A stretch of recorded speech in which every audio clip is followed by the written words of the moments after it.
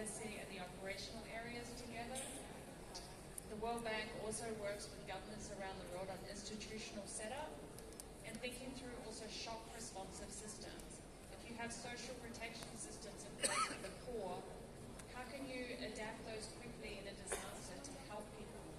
And I also worked in Ukraine, a different kind of disaster after the invasion. But here we used the existing mechanisms to enable people whose homes, their windows have been broken, their doors have been broken, to quickly repair those and recover those so they can be safe and warm during the cold winter. So the World Bank works in different ways. We're advisors and technical facilitators. We help build capacity. We also work as a convener on the risk layer before.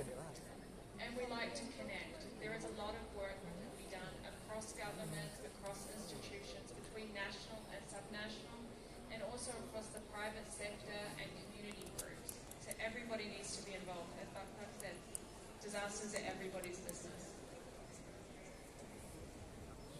So as mentioned here, I mean, disasters in Indonesia are well known. Unfortunately, you are a highly prone country for disasters, much like my own. So we worked together, as mentioned, to launch the strategy in 2018. But more than a strategy, it's how to put that strategy into practice, how to turn that policy into action. And that's what you've been hearing about today. So we've been working in two particular areas, the pooling fund and also the state assets insurance program. And I will say, having worked around the world, Indonesia is being a leader in both of these. I was working in Europe beforehand. Very few countries have state asset insurance. Very few countries globally have access to pooling funds. So Indonesia is a global leader in this regard. So we have the project that was mentioned by Ibu. We're very proud to see how that is developed. But I will say there's some lessons that have been learned along the way, not just from this project, but globally. I think political championship is something that is just critical. I see the difference in any disaster or in disaster preparedness is about the leadership that you see. Where we've had amazing political champions, we've seen change, we've seen action. But if we don't have the champions, it's a lot harder for everybody involved. And I will say that setting up institutions, again, it's just so much harder. And it's something that needs to be in place before a disaster happens, so that we know in this disaster who is doing what, where, and for what reason. Because without those clear mandates, it becomes very confusing very fast. But also, disaster recovery and reconstruction, it's a marathon, it's not a sprint. If people get tired, things change. Recovery is different from response, is different from reconstruction. And we need to have the systems in place and the institutions in place for all of those phases. So here is what the pooling fund looks like. I mean, it's been described also by Ibu, so I won't go into the details, but the aim is to increase the availability of pre-arranged resources for response and recovery. Timely financial disbursements made within agreed time frames. We know how much is available. Again, there's access to predictable funding. Not asking the questions such as in the play before, which was, by the way, quite spectacular, is who's going to help us, when are they going to come, what's going to be our hope for recovery and reconstruction. And then strengthening the pooling fund, capacity and systems.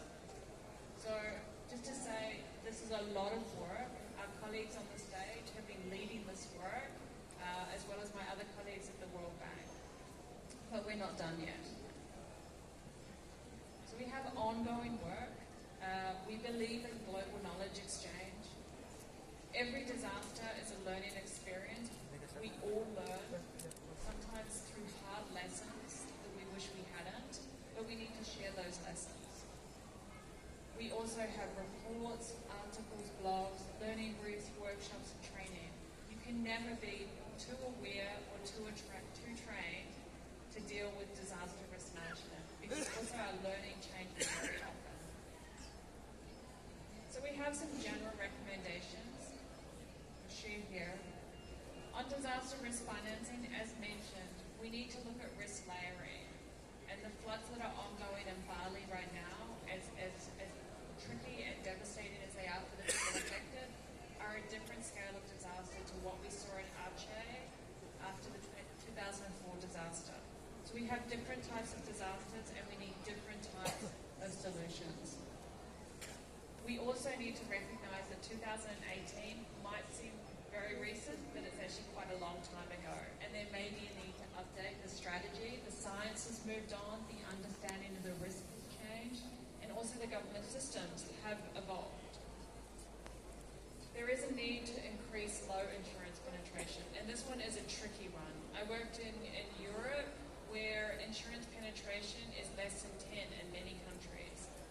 And if people who can afford it don't insure their homes or don't insure their businesses, there is an expectation, implicit liability on the government to fund the recovery and reconstruction.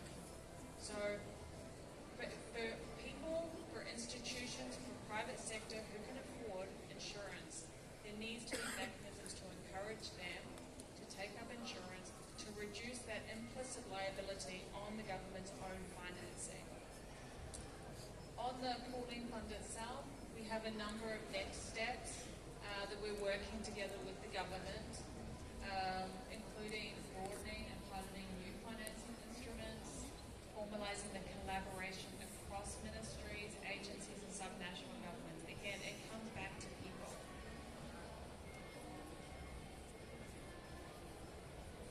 Terima kasih.